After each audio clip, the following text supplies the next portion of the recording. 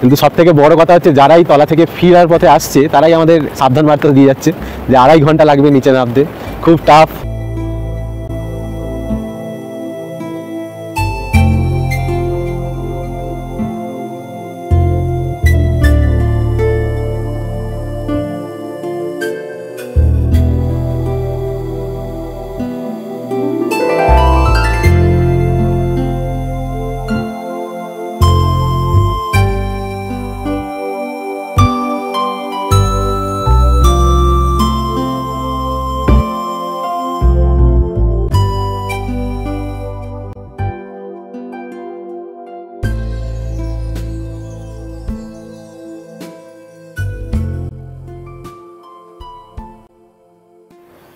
Good morning everyone, good morning from Cherrapunji. তো চেরাপুঞ্জি কিন্তু একদম নিজের জাত দেখিয়ে দিয়েছে। মানে চেরাপুঞ্জি হচ্ছে সব থেকে বৃষ্টিপাত যুক্ত মানে অঞ্চলের মধ্যে একটা অঞ্চল। তো এত বৃষ্টিপাত সেই কালকে থেকে তোমাদের দেখিয়ে দিচ্ছি, মানে আগের পর্বে তোমরা দেখেছো নিশ্চয়ই। বৃষ্টিপাত যখন থেকে এসছে মানে তখন থেকে মানে হয়েই যাচ্ছে কন্টিনিউ বৃষ্টি। আর তার মধ্যে কিন্তু আজকে আমাদের সকালের শুভ সূচনা হয়ে গেছে। শুভ কি অশুভ তো এবার জানি না, কারণ আজকে আমাদের অনেকগুলো সাইট সিন ছিল, কালকে বৃষ্টির জন্য কয়েকটা করা হয়নি। আজকে ভেবেছিলাম সেগুলো করতে করতে আমরা কিন্তু শিলংয়ে ফিরে যাব, কিন্তু আজকে আমরা বেরোতেই পাচ্ছি না। অন্তত এখন আমাদের বেরোনোর কথা ছিল 7টার সময়, এখন প্রায় 8টা 10 হয়ে গেছে। তো এবার আমরা অলমোস্ট রেডি হয়ে গেছি, কিছু করার নেই, আমাদের ফিরতে তো এখানে হবেই। তো দেখা যাক এবার যা যা সাইট সিন পথে পড়বে সেগুলো আমরা চেষ্টা করব কভার আপ করার। কারণ বিশেষ করে যে ফলসগুলো ছিল, 7 সিস্টার্স বা আরো আদার্স যেগুলো ছিল, সেগুলো এই কুয়াশার জন্য কিছু মানে এই মেঘের জন্য কিছু দেখা যাবে না। তাও আমরা চেষ্টা করব স্পটগুলোতে পৌঁছানোর। তো চলো, ব্রেকফাস্ট দুষ্টু রেডি করে ফেলেছে। ব্রেকফাস্টে কি আছে তোমরা জানোই, তাও একবার দেখে নিই। তো এই হচ্ছে ম্যাগি, যেটা আমরা 2-3 দিন ধরে খেয়েই বেরোচ্ছি।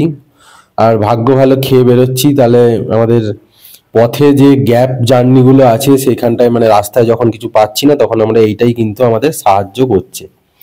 তো যাই হোক, ঘরের অবস্থা খুবই শোচনীয় হয়ে গেছে, কারণ এখন গোছগাছ চলছে, তাড়াতাড়ি রেডি হয়ে বেরোতে হবে। তাড়াতাড়ি ব্রেকফাস্টটা সেরে দেখা হচ্ছে একদম গাড়িতে।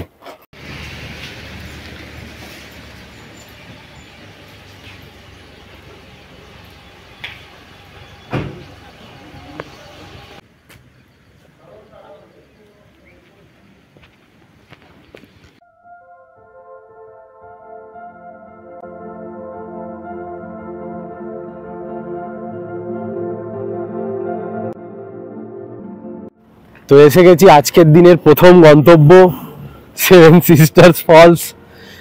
তো পেছনে দেখে বুঝতেই পারছো যে একদম ঘন কুয়াশা, তো কিছু দেখা যাবে বলে তো আমার মনে হয় না, তাও তোমাদের দেখাচ্ছি একবার।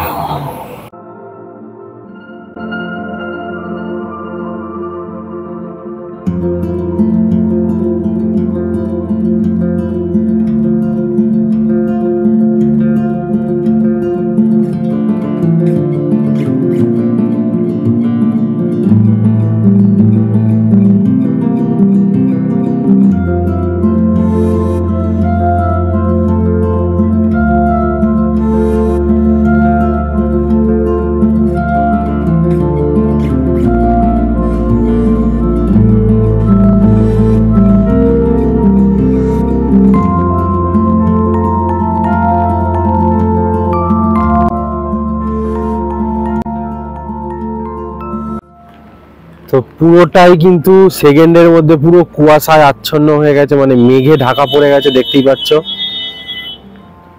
তো এই হচ্ছে 7 সিস্টার্সের অবস্থা, বর্ষাতে 7 সিস্টার্স। চলো আমরা গাড়িতে ফিরে যাই।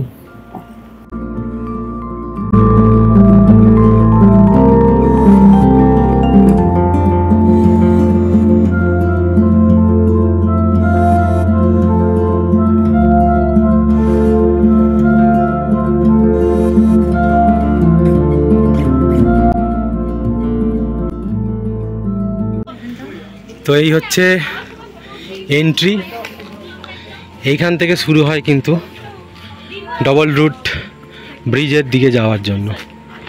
এখান থেকে রাস্তা স্টার্ট।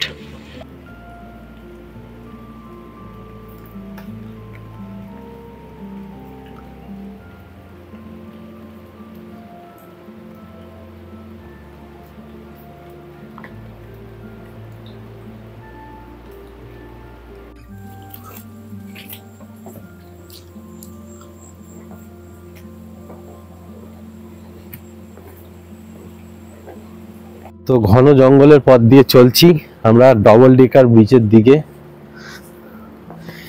3500 স্টেপ আছে।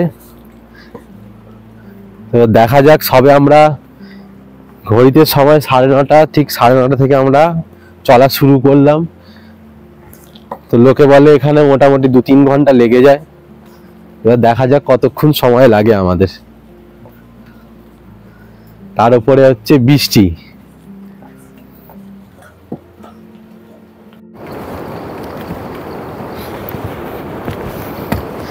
তো রাস্তাটা একদম খাড়াই, সিঁড়ি দিয়ে যেতে হচ্ছে।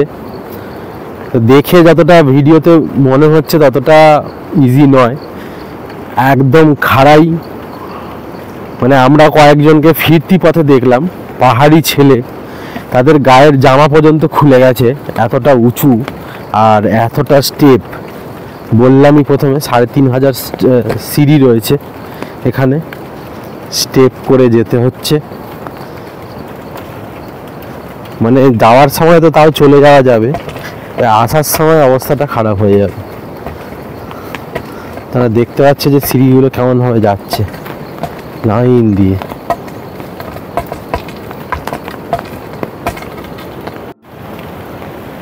তো দেখতে পাচ্ছ এখান থেকে একটু একটু ভিউ দেখা যাচ্ছে, কিন্তু সব থেকে বড় কথা হচ্ছে যারাই তলা থেকে ফিরার পথে আসছে তারাই আমাদের সাবধান বার্তা দিয়ে যাচ্ছে যে 2.5 ঘন্টা লাগবে নিচে নামতে, খুব টাফ। তো দেখা যাক, আমরা কেদারনাথ জার্নি করেছি হেঁটে, তো চেষ্টা করব এটাও আমরা যাতে সম্পন্ন করতে পারি।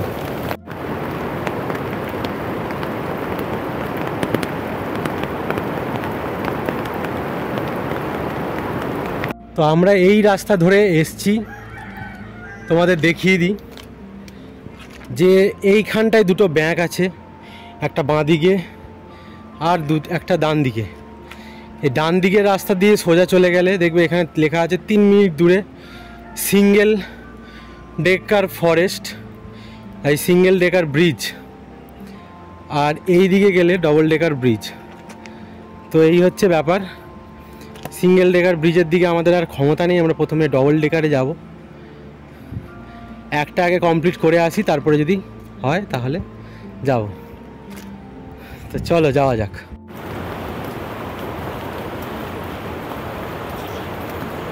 এখনো আমাদের যাত্রা চলছে, তো চলছেই। তোমাদের দুটো রাস্তা ভাগ দেখালাম, যেটা একটা সিঙ্গেল ডেকারের দিকে যাচ্ছে, একটা ডবল ডেকারের দিকে যাচ্ছে। আমরা ডবল ডেকারের দিকে প্রথম যাচ্ছি, কারণ ডবল ডেকারটা অনেকটা দূর। সিঙ্গেল ডেকারটা যেখান থেকে ভাগ হচ্ছে রাস্তাটা, সেখান থেকে 3 মিনিট।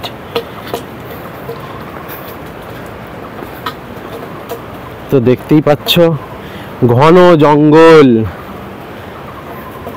দেখো নামার সময় সত্যি কথা বলতে যাদের পায়ের সমস্যা বা কোনোদিনও এক্সারসাইজ বা এইসব কিছু করো না, তাদের কিন্তু প্রচণ্ড কষ্ট হবে।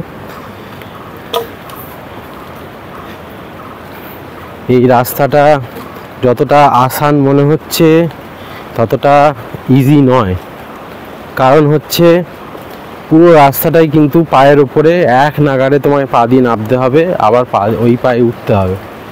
এই হচ্ছে ব্যাপার। দেখতে পাচ্ছ দুপাশে ঘন জঙ্গল।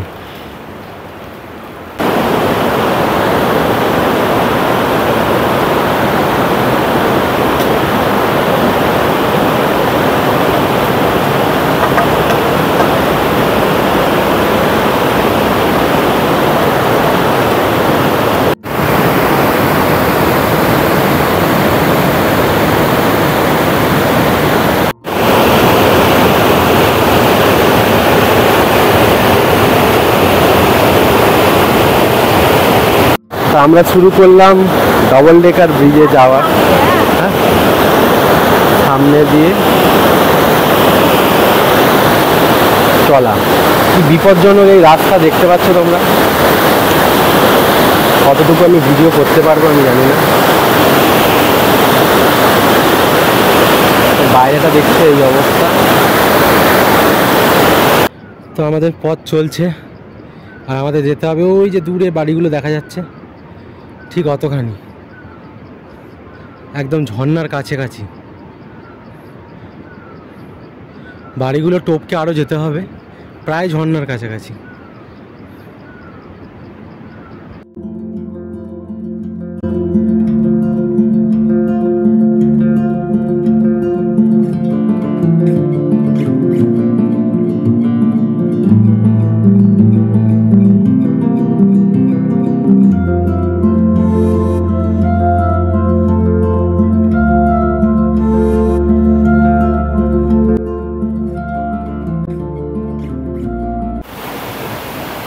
তো ডবল ডেকার রুট ব্রিজ যাওয়ার পথে অর্ধেক তো আধমরা হয়ে গেছি, তার সামনেই কিন্তু যাওয়ার পথেই পড়ে গেছে আরেকটা রুট ব্রিজ।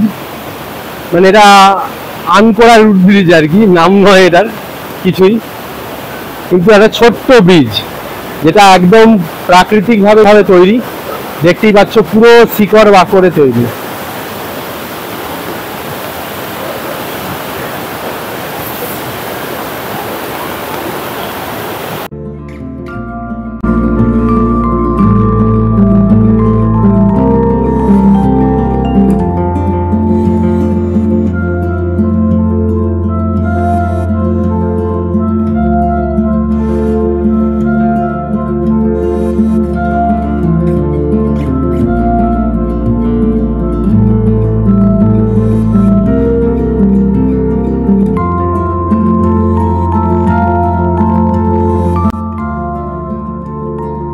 আমরা ঢুকে গেলাম রুট ব্রিজ যে এন্ট্রি পয়েন্ট আছে সেইখান দিয়ে। এখানে এন্ট্রি করতে গেলে 50 টাকা মাথা পিছু টিকিট দিতে হয়।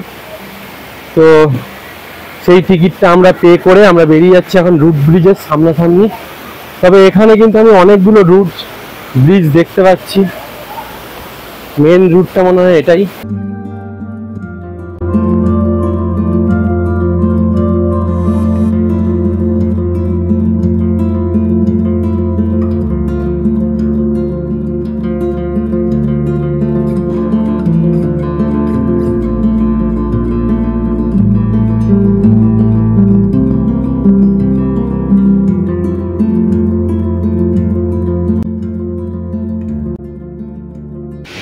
তো আমাদের দেখা হয়ে গেল ডবল ডেকার রুট ব্রিজ।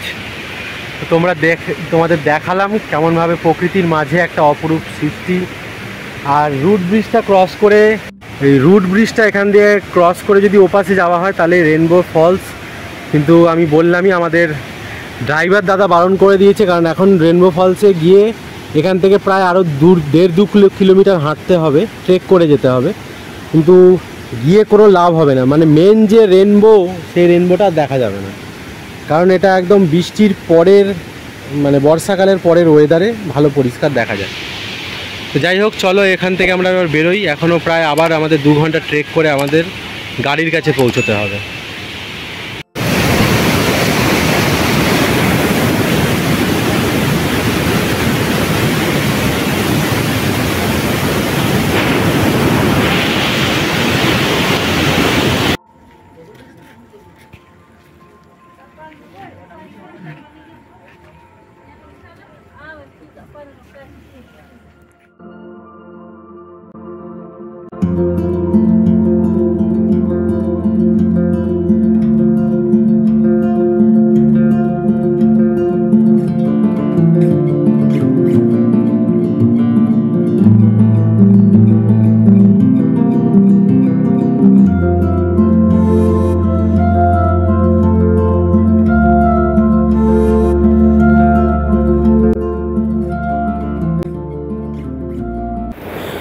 তো আরও একবার ফেরার পথে দেখিয়ে দিচ্ছি তোমাদের 7 সিস্টার্স,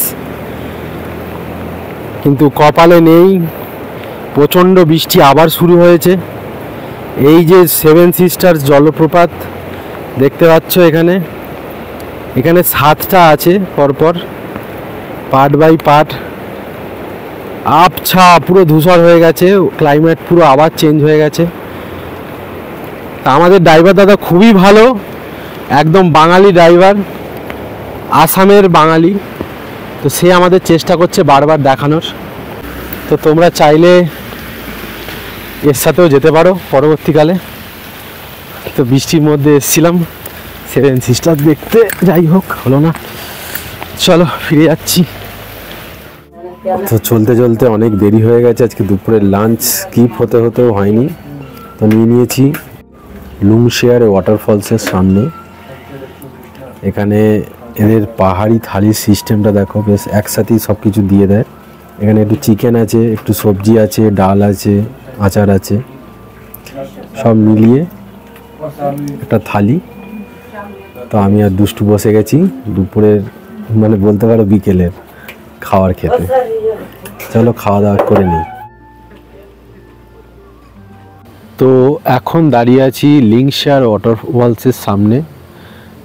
তো 30 টাকা করে এর প্রত্যেকটা মাথা পিছু এন্ট্রি ফি নেয়। তো চলো, বৃষ্টি পড়ছে তোমরা দেখতেই পাচ্ছ, সবাই ছাতা নিয়ে যাচ্ছে। তো ভেতরে ঢোকা যাক।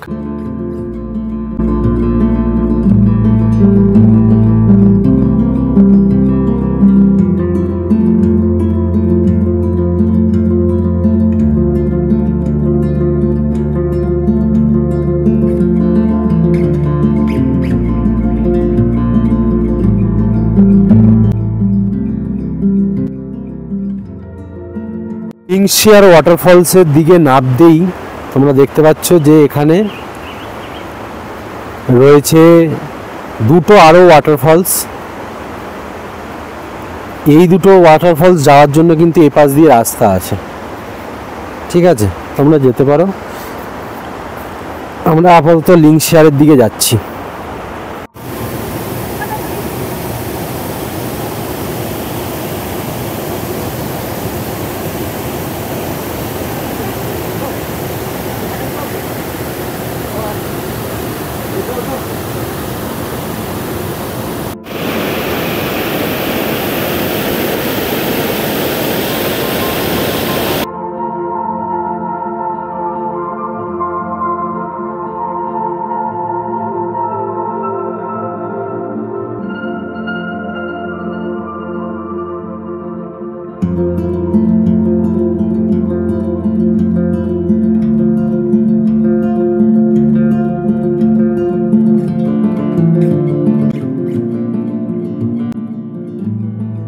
তো চেরাপুঞ্জি থেকে আবার ফিরে এসেছি শিলংয়ে। আজকে যেন মনে হচ্ছে সেই চেনা শহর আর কি, কারণ চেরাপুঞ্জিটা যেন পুরোটাই অচেনা লাগছিল। যাই হোক, ফিরে এসেছি সেম হোটেলে, ভ্যালি গেস্ট হাউস, একদম পুলিশ বাজার থেকে জাস্ট 2-3 মিনিট হাঁটা পথে। তো সেম হোটেলেই আছি, রুমটা চেঞ্জ হয়েছে, রুমটা সেম নেই। তো চটপট তোমাদেরকে এই রুমটা একটু দেখিয়ে দিই।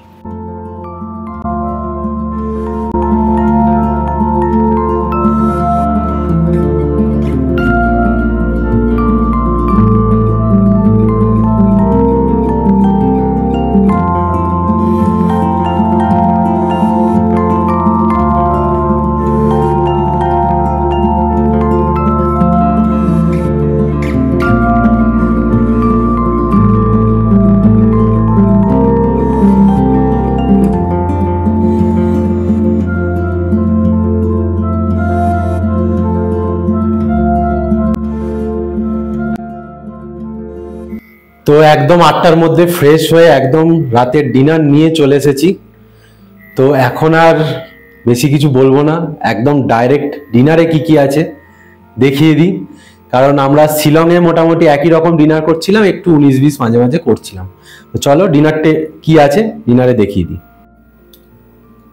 তো এখানে প্রথমেই দেখতে পাচ্ছ স্টার্টারে রয়েছে একটা 1 পিস তন্দুরি চিকেন, একটা লেগ পিস আছে, তার সাথে স্যালাড আছে, সস আছে, চাটনি আছে, আর তার সাথে আছে এখানে যেটা আমরা এখানে খাচ্ছিলাম শিলংয়ে, চিলি চিকেন আছে, আর তার সাথে রুটি আছে, আর এদিকে পেঁয়াজ লঙ্কা দেখতেই পাচ্ছ। অবশ্য কোল্ড ড্রিঙ্কসও আছে, এই যে কোল্ড ড্রিঙ্কসও এসে গেছে, কোল্ড ড্রিঙ্কসও ছিল। তো এই হচ্ছে আজকের আমাদের রাতের ডিনার, দেখতেই পাচ্ছ পুরো একদম সাজিয়ে গুছিয়ে। আজকে শেষ রাত আমাদের এখানকার, তাই একটু সাজিয়ে গুছিয়ে বসেছি। তো এই কদিন প্রচন্ড ধকল প্লাস ছোটাছুটি বৃষ্টিতে ভেজা সবকিছু নিয়ে টায়ার্ড। তো তাড়াতাড়ি খেয়ে চটপট শুয়ে পড়তে হবে, কালকে একটু বেলা পর্যন্ত ঘুমবো কারণ কালকে আমাদের এখান থেকে বেরোনোর পালা। তো চলো এখন ঘুমিয়ে পড়ি, দেখা হবে একদম কালকে সকালে।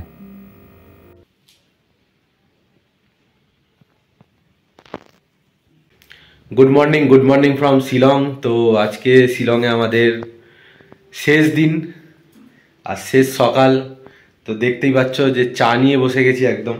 তো এবার সকালে চা ফা খেয়ে হালকা পাতলা ব্রেকফাস্ট করে এবার আমরা রেডি হয়ে যাব, কারণ আমাদের এবার বেরোতে হবে গুয়াহাটির পথে। আর সেখান থেকে কিন্তু আমাদের রাত 10টার সময় ট্রেন আছে। তো চলো আজকের দিনটাও দেখতে থাকো, আজকের দিনটা আমরা কিভাবে স্টেশন পর্যন্ত যাই, কিভাবে সার্ভিসগুলো নিই, এখানকার লোকাল যে গাড়িগুলো আছে তোমরা কিভাবে কম খরচায় এদিক থেকে ওদিক যেতে পারবে, সব কিছু কিন্তু আজকে তুলে ধরবো। তো ঘড়িতে সময় এখন বেলা 12টা আর আমরা রেডি হয়ে গেছি একদম ফুল। তো এই হোটেলেরই একটা লকার সেকশন আছে, সেখানটায় আমরা লাগেজগুলো আপাতত রেখে রুমটাকে ছেড়ে বেরিয়ে যাচ্ছি। একটু মার্কেট ঘুরবো, তারপরে দুপুরে লাঞ্চ করে একদম চলে আসবো হোটেলে, নিয়ে লাগেজ নিয়ে বেরিয়ে যাব। তো এখন চলো এখনকার মতন বেরিয়ে পড়ি একটু মার্কেটের দিকে।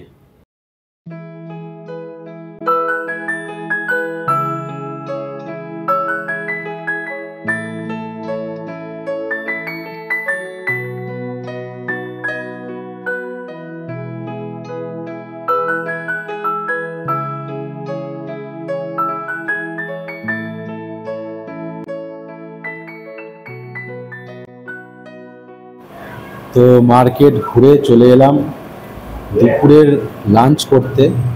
মার্কেটে এখানে অ্যাকচুয়ালি প্রচুর কস্টলি, কারণ এখানে সবই গুয়াহাটি থেকে মাল আসে আর গুয়াহাটি হচ্ছে কলকাতা থেকে মাল আনে, তাই এখানে কস্টিংটা প্রচুর বেড়ে যায়।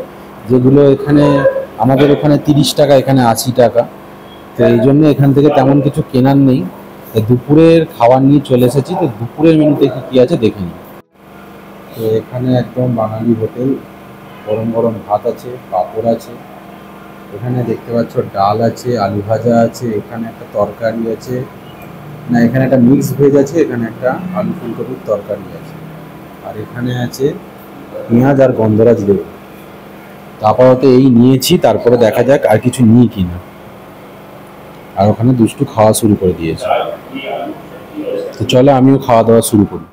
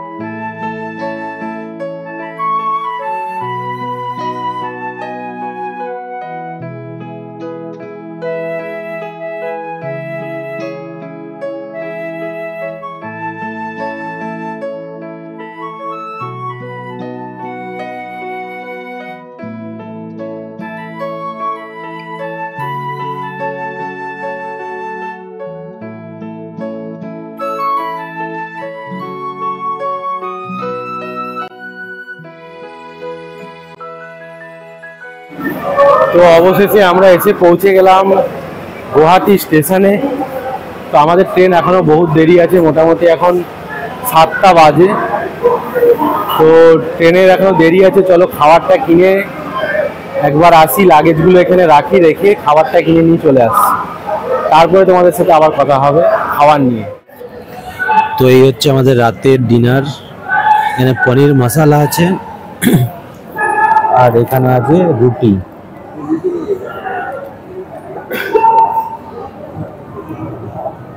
এই হচ্ছে আমাদের রাতের ডিনার। আর এখানে আছে পেঁয়াজ। চলো রাতের ডিনারটা কমপ্লিট করি। তো তোমরা দেখতেই পেলে আমরা গুয়াহাটি স্টেশন তো পৌঁছে গেছি। তারপরে রাতের ডিনার আমরা কিনে নিয়ে এসেছি। এখন অপেক্ষা করছি ট্রেন আসবে, আমরা বেরিয়ে পড়ব আমাদের নিজের নিজের গন্তব্যের উদ্দেশ্যে। তো এই পর্বটা অর্থাৎ মেঘালয়, আসাম মেঘালয়ের পুরো পর্বটা আমরা এখানেই শেষ করছি। আশা করি সমস্ত তথ্য দিতে পেরেছি, যা যা আমরা এক্সপ্লোর করেছি তোমাদের দেখাতে পেরেছি, সমস্ত তথ্য দিতে পেরেছি। ড্রাইভারের দুখানা নাম্বার দিয়ে দেবো। একটা নাম্বার আমি প্রথমে দেব, সেই নাম্বারটায় আমরা সেই ড্রাইভার দাদার সঙ্গে আমরা ঘুরেছি। আর আরেকটা নাম্বার দেব যে আমাদের খুব হেল্প করেছে, গাইড করেছে বলতে পারো। তো সেই দুটো নাম্বারই আমি রেকমেন্ড করে দেব। তো তোমরা চাইলে যোগাযোগ করতে পারো। আর কিছু যদি জানার থাকে তাহলে অবশ্যই কিন্তু আমাদের প্রশ্ন করতে পারো। আমরা অবশ্যই কিন্তু সেই প্রশ্নের উত্তর কমেন্টের মাধ্যমে অবশ্যই দিয়ে দেব। তো আজকের আর এছাড়াও এই পুরো পর্বগুলো কিন্তু এখানেই শেষ হয়ে যাচ্ছে। মেঘালয় ট্যুর সমাপ্ত হচ্ছে। তোমাদের যদি এই পর্বগুলো ভালো লেগে থাকে তাহলে অবশ্যই লাইক করো, শেয়ার করো, কমেন্ট করো। আর চ্যানেলে নতুন হলে কিন্তু অবশ্যই সাবস্ক্রাইব করে বেল আইকন প্রেস করে আমাদের পরিবারের সদস্য হয়ে যাও। তোমাদের সাপোর্টেই কিন্তু আমাদের এনার্জি আসে। পরবর্তীকালে আমাদের আরেকটা ট্যুর আছে, আমরা যাব বদ্রীনাথের দিকে। তো সব পর্বগুলো দেখতে কিন্তু আমাদের সাপোর্ট করবে, আমাদের সাহায্য করবে। তো চলো এই পর্ব এখানেই শেষ হয়ে যাচ্ছে। তো দেখা হবে আগামী দিন আগামী পর্বে। তো এখনকার মতো টাটা। সাপোর্ট করো কিন্তু, কারণ জার্নি টু বি কন্টিনিউড।